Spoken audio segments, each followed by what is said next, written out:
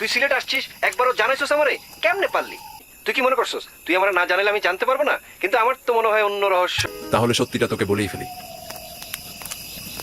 দোস্ত, I am in love, deep love. ও তাই?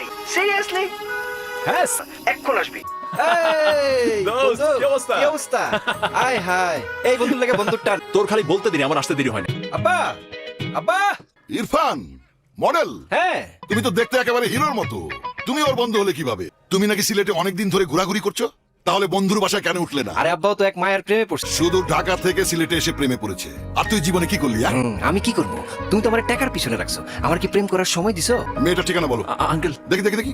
আমি আসলে ঠিকানা তো জানি না। ছবিটা দে, ছবি বের করে। আর ছবি দেখি, ছবি দেখি। এই তন্নি, এদিকে আয়।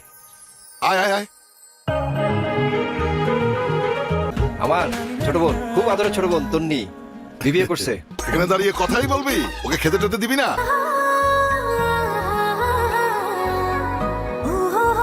ও তো আগে বলে নাই, তাহলে প্রজেক্ট থেকে বড় বড় রুই মাছ ধরে না নিয়ে না আসতাম। থাকলে না না না। আরে খানা ও নিজের হাতে রান্না করছে। ও খুব ভালো রান্না করে। খানা খায়া বল কেমন হয়েছে। না, বেশ ভালো। ও তো প্রেমে পড়ছে। সমস্যা হলো, যে মেয়ের লোকে প্রেমে পড়ছে সেই মেয়ের বারবার হারায় ফেলতেছে। কষ্ট করে ওই মেয়েটার একটু খুঁজে দিতে হবে।